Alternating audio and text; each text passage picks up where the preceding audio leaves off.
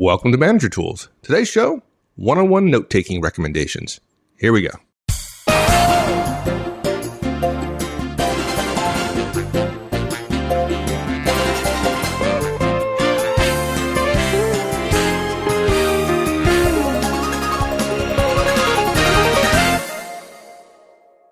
Sometimes we get some pretty pedestrian questions, and they loom pretty large, right? Yeah. And one-on-ones, I hope folks know by now, are the most important recommendation we've ever made and probably will ever made. And it's, as a side note, I was just reading something on the discussion forums last night, and just once again, somebody said, I can't believe this stuff really works. It's like everything changed, right? It's really interesting. So despite the number of times we've talked about them, we still get lots of questions from, right, in the forums, from clients, email, conferences, it just over and over and over again. And one of the questions that we've gotten over the years, and frankly, we're kind of used to being asked, right? It's not very hard to come up with the answer to because we've been asked it so many times, is how to take notes. Or often, how do you take notes during one-on-ones, right, during yours? Yeah. Like I'm the best one-on-one person in the world. Not necessarily. Yeah. And what's funny about it is the sense we get from some folks that very simple operational details can mean a lot to them. So we just thought we'd put together all the things we've been telling people in emails and so on. We maybe mentioned them a little bit in post, but we won't, in casts and so on, but we thought we'd delve into a little bit more. Now, I've got 4 recommendations, but folks, look, these are not the only things you take notes on. These are the things we think you have to take notes on. And probably there's going to be a good bit more you take notes on. But this is also to help you feel that you don't have to write every single thing down. That's not really note taking. That's minutes. Written recording. Yeah. And we don't want a transcript. We just want notes. And we've learned from looking at thousands of people's notes and various things that your notes don't have to be complete to be helpful. Notes are designed to be helpful, to help you remember something later. We're going to talk about 4 things we recommend you take notes on. But taking notes on more is fine as long as it doesn't become administratively burdensome. Our 4 recommendations is you've got to capture deliverables, yours or your directs, and you've got to do it in a distinctive way. That's a huge part of the theme of this cast, is doing it distinctively. You've got to capture communications or responsibilities in a different but also distinctive way. Same situation. Communications and deliverables and responsibilities are obviously really important. We do recommend point 3 that you capture feedback. But too many people feel that they need to write everything down in feedback, and you don't. You don't need to capture it perfectly or all the details. You just need to capture enough, and it can be in cryptic shorthand so that you can remember it later. And you don't have to remember it later 2 years later. And then lastly, we recommend you capture coaching notes on the backside, on the reverse side of the previous week's coaching notes. The previous week's one-on-one form. Okay, so let's talk about the first one, capturing deliverables in a distinct way. Are you talking about like a different color, a different font? Well, it could be. It could be different. Well, it wouldn't be a different font because then that would mean you're on the computer, and we don't take notes during one-on-ones on a laptop. We don't type. Yeah, good reminder for a lot of people on this. Yeah, we don't use technology. That's not to say that in a couple of years we won't be able to with handwriting recognition and so on. This idea about taking distinctive notes is related to one of the biggest mistakes managers make when they're trying to take notes in their one-on-ones. Now, just to be clear, I want to say it again. You've got to take notes during your one-on-one. That's a starting point. Okay. If you don't take notes during a one-on-one, it becomes not a one-on-one. Too many managers, I think, hear the word relationship and think, oh, this isn't a business meeting. And well, then I wouldn't want to send too formal a message by taking notes. We're just chatting. We're just getting to know each other personally. And that thinking is really backwards, folks. The moment you think of one-on-ones as purely personal, you start down a road where you're going to end up canceling them. They're going to get canceled at some point. I've seen at least 50 times where people decide, I'm going to make it personal. It's going to be a little oasis. It's not going to be a business meeting. It's he and I just bonding, no strictures, no rules, just let's chat. Let's mind meld, let's really put it all on the table. Let's be ourselves. Let's transcend to a higher plane, whatever people say to make it a personal meeting rather than a business meeting. It's a chat. It's not work. That's what people say. So no need for notes, right? Or even if notes might help, they're seen as interfering with the relationship stuff, right? These are the people who sometimes ask, do some directs complain that you're documenting? And by the way, 1 out of every 100 directs say, are you documenting? And our standard answer is yes, but not because I'm worried about you, because I document every meeting I go to. I don't call it documenting though. I call it taking notes. It's what I'm doing. Because the relationship stuff is suddenly so important and it's not work, you soon learn that without note taking, you can't really do any work where responsibilities are going to be assigned or work is going to be tracked or decisions that have to be communicated are going to be made. And so now it's really not a business meeting. Now you really can't get work done because you know better than to agree to a lot of things or push a lot of balls forward while also not taking notes while also not writing things down. And then you suddenly realize if you're not going to write stuff down, nobody has time for a meeting like that. You can't have a meeting where you take off the table, a meeting at work, where you take off the table all of the trappings and then therefore the strategy, if you will, of having the meeting. And so managers just cancel them. What's funny is, I think, anecdotally, it really is the not writing down of deliverables. That's the big one. That's the big death knell of this kind of, quote, personal meeting as opposed to one-on-ones, which again are a business meeting about the relationship between you and your direct. Pretty much when you don't write deliverables down, both sides realize that without that, there's going to be no accountability. And that's going to make this really the first casualty of any really, really busy time. Yeah, and let's make sure people understand accountability goes both ways. This is not Manage Tools being, super tough on directs, right? The purpose of one-on-ones is to develop a relationship, right? But accountability goes both ways. And when you have that kind of relationship and when your direct is sharing, things they didn't share before, there's going to be some accountability on you. They're going to need your help. They're going to have deliverables they're struggling with and they're going to need help with. You're going to promise to help. You have a deliverable. So it's accountability both ways, right? Yeah. You can't build trust if every time your direct asks for help, you agree and then you don't deliver. That does not help the relationship. Yeah, good point. Yeah, I agree. Totally agree. Yeah, look, deliverables matter. You know that when you go to any other meeting, right, you're especially aware of anything you're going to be on the hook for, right? There are some people who are just masterful at avoiding being on the hook. So if you're in a meeting anytime, one-on-one or not, if nothing else, you write down the deliverables you're going to leave that meeting with. And because the one-on-ones are a business meeting, just like every other meeting you go to. Yeah, same thing. Same is true. Yeah, exactly. Yeah. Now, look, the point here is you got to capture deliverables, right? Once you start taking notes, once it's a business meeting, of course, you've got to capture deliverables. What we have found, and we recommend, that you have some distinctive way to capture the deliverables. And when we say distinctive, we mean that however you write it, it's different than the rest of the notes in such a way that you can immediately see it quickly every time at first glance at any one-on-one forum, which is on your desk or in your briefcase or wherever. You need to make sure that the note taking, and usually it involves graphics around it, but it doesn't have to. It could be in a different color. It could be highlighted.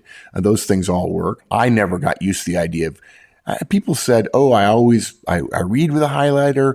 I always have one with me. Great. That's not me. If you want to do that, it works completely fine. But look, the reason for this is one-on-one forums are not strategy documents. They're not big picture pie in the sky things. For every manager whose one-on-ones we're familiar with, they tend to be very down in the weeds, very detailed, very much about what's happening this week. Because they're that way, it'd be hard to have a meeting like that and not have it talk about the tasks and responsibilities that go with the day-to-day stuff you're talking about. It doesn't make sense to not get into the weeds and then end up talking about who's going to do what and by when. And at the same time, because one-on-ones are also about relationships, trust is totally important. You talked about this. Don't commit to something and then not deliver. You have to be sure you're going to do what you say you're going to do. And that means, if you're over 25 years old, probably, you really need to write things down. And I kid with young people. I say, oh, you're young. You don't have to write things down. I still have a pretty good memory. Some people have good memories. Some don't. I think you could make a joke about the fact that the definition of a professional means you're not in a meeting without a pen and a piece of paper. It's not a matter of whose memory is good enough. It's a matter of recognizing that too much is going to happen, and you don't ever put yourself in a situation where you wouldn't be able to write down a deliverable. What I do is circle any deliverable I have or my directs end up with from any one-on-one I do. I've learned to do it in a distinct way. If you're a licensee, you can see it in the show notes for this paragraph. I've drawn a cloud around the deliverable rather than just drawing a circle, because sometimes I find myself circling other things just for emphasis. I draw a cloud. It looks like a circle with indents all the way around it. And the point of that is, it doesn't matter what your technique is. You could double underline, you could write it in red, you could square it, you could put make it into an explosion, with sparks coming out of it or something like that. The point is, whatever your technique is, as long as when you pick up any one-on-one form, you immediately can tell if there are any deliverables on it, and if so, where they are and what they are. And I have one-on-one forms that are full of deliverables and others that don't. And the moment I pick up a one-on-one form and I'm looking for what I owe Wendy over the past 3 weeks, which is, we need to do a cast about preparation, but for one-on-ones, but that's the way I prepare. I look over the last 3 weeks worth of one-on-one notes, looking for my deliverables and her deliverables and make sure I check up on things. The key is, when I look down at the page, if I don't see any cloud circles, if you'll pardon the phrase, then I immediately put it down. If I'm looking for deliverables and I don't see a cloud, I know there are none there. And again, the idea is, do what works for you, whatever works best for you. I found the cloud is easy just because I can see it, and because I don't have to have a highlighter, because I don't have to change colors, because sometimes I have to take notes in pencil. Now, we apply the same distinctiveness principle to any notes, which requires to engage in any form of communication with anyone, right? So that kind of capturing communication responsibilities, we do that in a different way as well. Yeah. Hypothetically, look, you could, anything that you felt was distinctive, unique, memorable, particularly important, you could do in the same way. You could do a cloud or color or highlighting or, arrows or scowly faces. I know a manager who puts scowly faces on things. He circles a scowly face to say, this is important. If you don't do this, you're going to get in trouble. Look, I don't care what you do. I've said before at conferences, we don't tell everybody that you have to do one-on-ones. We do tell you that if you want a shot at greatness, you've got to know all of your people well. And there's no way to do that without spending time with them on a regular basis. And we recommend that time be half an hour every week. But we tell people, we joke about it. We don't care that you use our recommendation. We care that you're effective. If you think and can prove that effectiveness comes from you standing on your head in the corner wearing a pink tutu, by all means do so. Who cares if people laugh at you? If you're getting great results as a manager, it's worth somebody laughing at you. So yeah, there's going to be all different ways to take notes. I encourage folks to come to the forums and post how you do it. What do you do that helps you? You may help some new person out who can't think of a particularly distinctive way of doing it, and your way seems super easy. Our point here is, rather than just using the same distinctiveness, which is better than nothing at all. In other words, rather than using the same device, whether it's a cloud or underlining or whatever, we do recommend that responsibilities or communications, which some people would say are a soft form of deliverables, we still say use a different device, a different way of highlighting those things. We have found that making the distinction between a clear deliverable, what you're going to do or what your direct is going to do by when, in keeping with Horstman's law of project management, you'll still see them. But the beauty of having two different systems is, if you have 7 clouds or 7 devices on a note-taking page, and you have to read each one to find the deliverables, you're taking extra time that you could solve by separating deliverables from communications and responsibilities. What I do, and by no means is my way important or valuable to anybody else necessarily, is I put a double rectangle around things that I have to communicate or where there is a clear responsibility for something. Sometimes I'm responsible for stuff, but I don't have to do anything.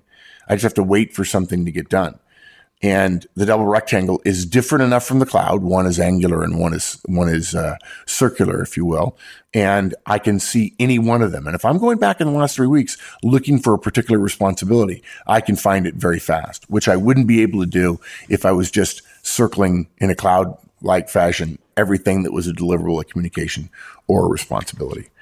And to go a step further, if it helps people, I also use initials, first name initials for key people that I take notes about. Any first name initial, so W for Wendy and M for me, are circled. And if I have a single letter circled 98% of the time and contextually 100% of the time, that is a person that I'm referring to. Now, we can't make this a formal manager tools recommendation because I have no great number of managers writing me and saying, yes, absolutely, I do that same thing. Again, we don't care what your distinctive technique might be for capturing people's names. Some people prefer to write them out, and that's fine.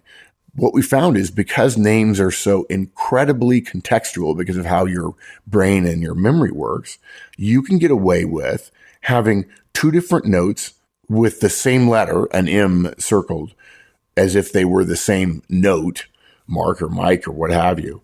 And you could have that indicate two different people on any one-on-one form without any confusion. It happens to me all the time. I happen to use MI for Mike and I happen to use MG for Maggie simply because I use M for myself. But that's pretty rare to have 3 M names in a regular discussion that happens, of stuff that's going to be essentially repeated several times during the week. So use a technique that works for you. I know some people who use different colors for different people. I couldn't do that to save my life, but I could easily put MI circled, video, deadline to MG, which is Maggie, which would tell me Mike has a deadline to deliver video to Maggie. And I don't need much more than that for me to remember it 6 or even 12 months later. It's not much good to me 18 months later, but a one-on-one form ceases to be valuable, I think, in a year. You just don't need to go down to that level of detail a year later. Agreed. Okay, so capturing feedback. Let's talk about that. You agree we ought to capture feedback, right? Yeah, dude, this is one where so many people get this wrong. They think that feedback might be a precursor to firing somebody. And so therefore we have to document stuff and it has to be official and I have to create a separate form or a memorandum for record or a memorandum of understanding, or I have to write it all out so that no lawyer or HR person says, oh, this isn't really actually documentation. If you write it down and you could state that particular note means that I did this on this day, or I talked about this with my direct. That's all you need. It doesn't have to be legible or readable to anybody else but you. It doesn't have to make sense to anybody else but you. And I think too many people think that they have to write it down precisely or they have to capture it in detail perfectly. And that's just simply not true. I've actually testified and won in wrongful termination lawsuits against clients several times. And I promise you folks, the standard for what constitutes documentation is incredibly low. You don't need great details either for memory or for official record keeping when it comes to feedback. I've actually testified with a one-on-one form that was a copy of it, and there was nothing actually written on the one-on-one form. All it was yellow stickies with negative feedback documentation, if you will, note-taking that had been stuck to the one-on-one form before the manager did the one-on-one. And the plaintiff's counsel complained that it wasn't a neat document, and the judge basically spanked him and said, if every manager kept notes every week of all their performance conversations with their directs, we'd have a lot less wrongful termination suits, and he dismissed the case. And no one could tell but the manager what each one of those notes meant. And none of them were written on the one-on-one form. They were written on yellow sticky notes throughout the week. And when the one-on-one started, he took the sticky notes out of his day planner in the front of the one-on-one notebook and stuck them on the one-on-one form. And they spent the entire time talking about negative feedback. Not a great one-on-one, but absolutely legitimate as effective documentation. So you can be exceptionally brief when you take notes on feedback. Whatever you choose to use as a device, it ought to, again, be easily visible and immediately obvious to you. I happen to use a capital F, the letter F as in Foxtrot, and I use a capital F even though I write in all caps because of my drafting class in 9th grade. If I have an F and I circle it, if it's by itself and I circle it, I suppose if I had to work with some guy named Fred or Fran, hypothetically that might be bad. I don't know. But the letter F all by itself with a circle around it means to me feedback. And if it has a plus next to it, it's positive feedback. If it has a minus next to it, it's negative feedback. I circle the F and the plus or the F and the minus, and that means I gave positive or negative feedback during that one-on-one. And I usually include the recipient's first initial. That way, if I'm writing notes during the week and I stick the yellow sticky on the front of the one-on-one notebook, I can remember who it's about. Although usually I don't do that. So I might put F plus with a W, meaning I gave positive feedback to Wendy. And then I make some indication about what the feedback was about. Now, I might not do that. I might just have an arrow to another part of the form, to another note on the form. There could be a number next to the F minus or the F plus, indicating the number of instances at that time that I talked about something. If somebody has a chronic problem, I use the example of lateness often. I'm not stuck on that one particularly, folks, but it's really easily black and white when you're late and when you're not. I could put F minus W L, and that would mean to me, I gave Wendy negative feedback for being late. Wendy's never late, so I don't have to worry about that, but it's simple. I've written, 5 strokes or, made 5 notations. It takes a quarter of a second to write it down, and I know exactly what it means, and that's all I need in my one-on-one form. You don't need to meet some legal standard or write a memo or write out exactly what you said, folks. You don't. You don't have to comment with what they responded with. If they push back a lot, you could give them negative feedback about that and capture that. Or you could write SATB. I've done that before. Shot across the bow, meaning I gave negative feedback. The direct pushed back pretty significantly, and I walked away because I'm not going to argue with the direct about what happened yesterday when the purpose of feedback is to talk about the future. Note-taking is a sturdier art form than I have to write everything down. It's unlikely you'll need raw recall of any note at any particular time in the future. It's really unlikely you're going to need it 18 months later. So shorter note-taking allows you to take more notes, and the context of your memory will keep that note valuable to you well into the future, way past when you'll probably ever need it. So I might write down F plus W CT performance improvement or perf imp. And that means I gave Wendy positive feedback about the performance improvement of Career Tools. I might write down F plus W S/N Sierra/Nevada on calm relationships. And that means I gave positive feedback on the show note she wrote about community relationships. That note taking, just that, is quite enough to be effective, to be legally defensible, and to help you remember what you've talked about in the past, particularly when it comes to preparing for your next few one-on-ones. Perfect. How about coaching, right? We recommend, and folks, if you're not using one-on-ones as an opportunity to coach every single one of your directs, you're missing a tremendous opportunity. But this is not about coaching per se, but coaching happens in one-on-one. So what's your recommendation in terms of taking notes during coaching? We want you to apply the same distinctiveness mindset and the same shortness mindset we've already been hinting at here. But when you do coaching notes, so you can find your coaching notes easily, but there's actually an easier way. This is not so much a how to take notes recommendation on coaching, but a where to take notes idea. One of our listeners recommended it. We find it an excellent, one of the best recommendations. When we tried it, we just thought it was just a cat's meow. And that is, rather than mixing your coaching notes in with the rest of your one-on-one notes on the front of the one-on-one form, write your coaching notes and only your coaching notes on the reverse side of the previous one-on-one form. If you use a normal notebook setup with your weekly notes proceeding from front to back in chronological order versus, say, reverse chronological order, right? Then when you open your notebook for your one-on-one or even a folder, this week's form the front of the form will be on the right, and last week's form reverse, the back of the form, lays open to your eye to the left of this week's form, okay?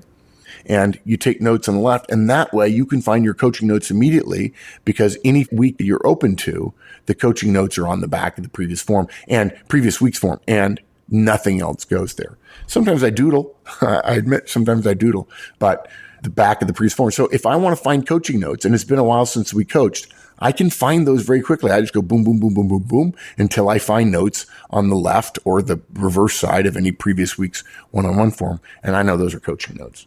And sometimes coaching can be long. It can take 10 minutes, and you got to write down the brainstorm. You got to write down the first 5 or 6 or 7 tasks, which again would be deliverables.